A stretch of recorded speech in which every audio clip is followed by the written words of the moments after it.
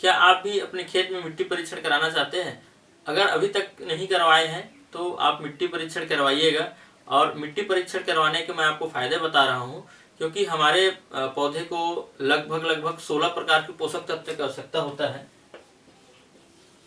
16 प्रकार के पोषक तत्व की आवश्यकता होता है, और ये क्या होता है, कहीं न कहीं से हमें देना पड़ता है। और कुछ कुछ जो पोषक तत्व होते हैं, जैसे कि आता है CHO, ये क्या होता है, कार्बन, हाइड्रोजन और ऑक्सीजन, ये आपको वातावरण से मिल जाता है, ठीक है, आपके पौधे को।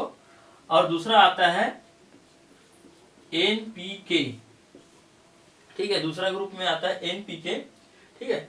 अब इनको क्या करता है, सबसे ज्यादा पौधे की आवश्यकता इन दोनों ग्रुप को लगता है। ये तो मिल जाता है आपको बाय गॉड जो है फ्री में। दूसरा मिलता है NPK आता है, इसको हमें क्या करना पड़ता है, देना पड़ता है। उसके बाद जिंक आता है, आयरन आता है, ठीक है, सल्फर आता है, ये तीसरा ग्रुप में आता है। और ऐसे टाइप से टोटल ये 16 प्रकार के पोषक तत्वों की हमारे पौधे की आवश्यकता पड़ता है। लेकिन क्या होता है, हम जो है कुछ को देते हैं, कुछ को नहीं दे पाते हैं, कुछ हमारे जमीन में मिल जाता है।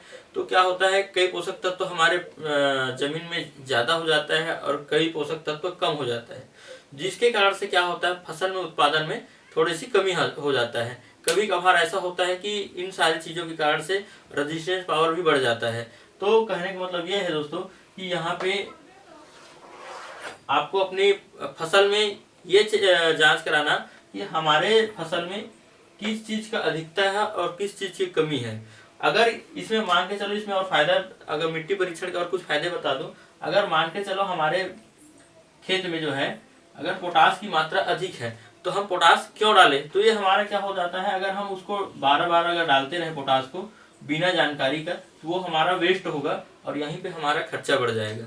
और आपको भी बता दें कि खर्चा जो रहता है खेती करने के लिए, हमें प्रॉफिट लेने के लिए दो चीज़ करना पड़ेगा, या तो खर्चे कम करो या उत्पादन बढ़ा लो, ठीक है। तो खर्चे कम में क्या होगा, जब अगर आपको किसी सही चीज़ की जानकारी रहेगा तभी आप खर्चे कम कर पाओगे। जैसे मान के चलो आपके खेत में ये पोटास है या फास्फोरस, किसी भी एक चीज़ की अधिकता है जिसमें आपको कम डालना है और आप उसके लगातार डाल रहे, तो क्या होगा, आपके खर्चे में बढ़ोतरी होगा, ठीक है। तो आपको प्रॉफिट बाद में नहीं आएगा।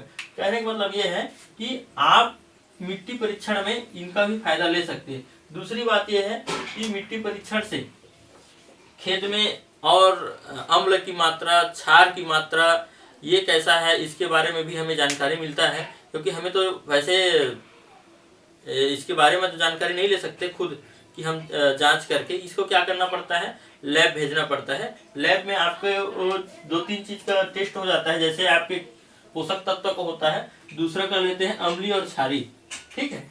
अब इसका फायदा मैं आपको बता रहा हूँ। अम्लीय और क्षारीय होगा तो उसमें क्या होगा, किस किस चीज़ को डालना है इसके बारे में आपको वहाँ पे रिपोर्ट में दे देगा, और किस किस खाद अधिकता है, किस किस खाद की कमी है, इसको भी आपको रिपोर्ट में निकाल के देता है। और उसको उसके हिसाब से उसमें कितना कितना डालना है इसका भी चार्ट देता है। अब सवाल आता है, ये तो परीक्षण का हो गया, अब इसको निकालना कैसे मिट्टी को खेत से, तो मैं आपको बताता हूँ खेत से मिट्टी निकालना कैसे। मान के चलते हैं आप 1 एकड़ के बारे में बात करते हैं। 1 एकड़ का खेत है, ये 1 एकड़ का खेत है। आपको अगर खुद निकालना है तो क्या करना पड़ेगा, यहाँ पे लगभग 2 मीटर चारों तरफ छोड़ना है मेड़ को लेकर के, और जहाँ पे अगर पेड़ वगैरह हो उसके भी अगल बगल को 2 मीटर छोड़ देना है। वैसे ज्यादातर ऐसा पेड़ वगैरह आजकल खेत में नहीं होता, बाई चांस अगर जब हो तब की बात है, क्योंकि छाया और पेड़ के नजदीक, छाया और मेड़ के नजदीक का जो मिट्टी है उसको हमें नहीं लेना है। उसके बाद क्या करना है, आगे इसमें से लगभग 8 से 10 जगह या 5 से 6 जगह ले लेते हैं, 6 से 7 जगह अपन ले लेते हैं। और इसमें कैसे निकालना है, एक यहाँ पे मिट्टी निकालना है, एक यहाँ पे और एक यहाँ पे और एक यहाँ पे, ऐसे करके निकालना है। मतलब कोई सीधा ऐसे लकीर में नहीं आना चाहिए, ऐसा स्क्वायर नहीं बनना चाहिए, ये छूटना चाहिए, ठीक है। ऐसे टाइप से मिट्टी निकालना है।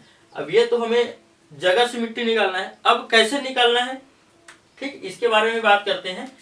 तो सबसे पहले क्या करना पड़ेगा, ये जो जमीन है, ठीक है, इसमें क्या करना है, वी आकार पे कटिंग करना है लगभग 20 सेंटीमीटर। ये रहता है फसल के हिसाब से रहता है, जिसका फसल जो रहता है लगभग कम रहता है, उसका गहराई कम रहता है, कम में लेना चाहिए। जैसे कि अगर आप बड़ी जड़ वाले अगर फसल लेते हो, इसका कम से कम 25 से 30 सेंटीमीटर ले सकते हो।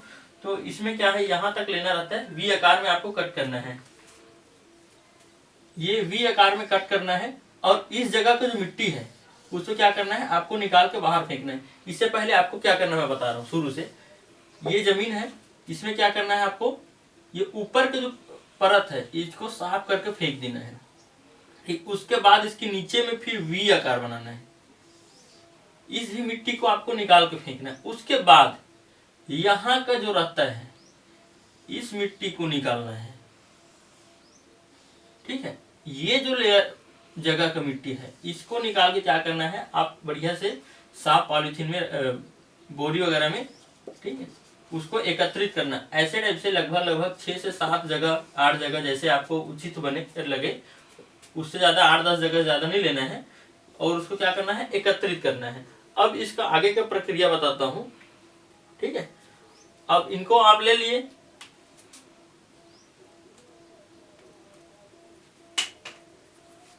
अब इसको मैं हटा रहा हूं। आगे प्रोसेस क्या करना है, मिट्टी को ऐसे लिए, एकत्रित करने के बाद इसको क्या करना है, छांव में सुखाना है। इसको धूप में नहीं सुखाना है मिट्टी को, क्योंकि नमी की मात्रा रहता है, तो इसको अपने को छांव में सुखाना है। छांव में सुखाने के बाद इसको एक बोरी में रख के, ठीक है, ऐसे गोलाकार करके इसको लकड़ी के डंठाल से, लकड़ी जो रहता है उससे इसको ठोकना है। इसके लोहे का इस्तेमाल नहीं करना है इसमें। अगर आप लोहे की इस्तेमाल करोगे तो इसमें ऑलरेडी आयरन की मात्रा आ जाएगा। तो अब इसको ठोकने के बाद क्या होगा, ये बारीक हो जाएगा। बारीक होने के बाद इसको जो है 4 ऐसे गोला को बनाना और इसका 4 भाग करना। ठीक है, 4 भाग करने के बाद इसका आमने सामने का जो भाग है, इन दोनों को क्या करना है, आपको उठा के फेंक देना है। इन दोनों को आपको रखना है, किसी भी को रख लो, मतलब आमने सामने को रखना है और आमने सामने को हटाना है। ऐसी इसका प्रक्रिया को बार बार करते रहना। और करते करते जो है 500 ग्राम जो मिट्टी है, 500 ग्राम मिट्टी आपको लेना है। और उसको क्या करना है, लगभग रहेगा, ऐसा भी नहीं है 550 ग्राम हो सकता है ना, तो लगभग 500 ग्राम ही मान लो। तो 500 ग्राम मिट्टी को लेना है और उसको छन्नी से छानना है, एकदम बारीक बारीक होना चाहिए। और उसके बाद छन्नी से छानने के बाद उसको क्या करना है, आपको कैरी बैग वगैरह में उसको पैक करना है। पॉलीथीन वगैरह में करते हैं तो क्या होता है, उसमें थोड़ा उमस वगैरह मात्रा रहता है, तो कैरी बैग का इस्तेमाल करना है इसको रखने के लिए। ठीक है, उसके बाद क्या होगा, कैरी बैग में पैक करने के बाद उसके ऊपर में कुछ लिखना रहता है कागज में। उसमें लिखना रहता है नाम लिखना है, पिताजी का नाम लिखना है, कहाँ से है लिखना है, और उसका खसरा नंबर लिखना है, मोबाइल नंबर लिखना है, आधार कार्ड लिखना है।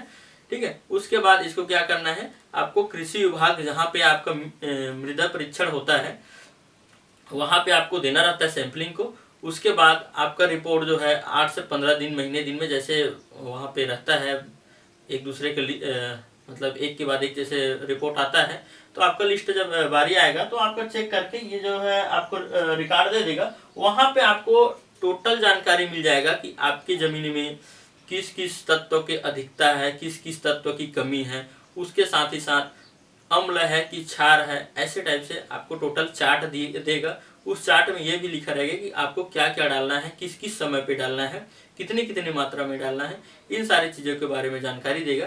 तो इसके हिसाब से आपको अपने खेत का मिट्टी को निकाल के उसको परीक्षण कराना है।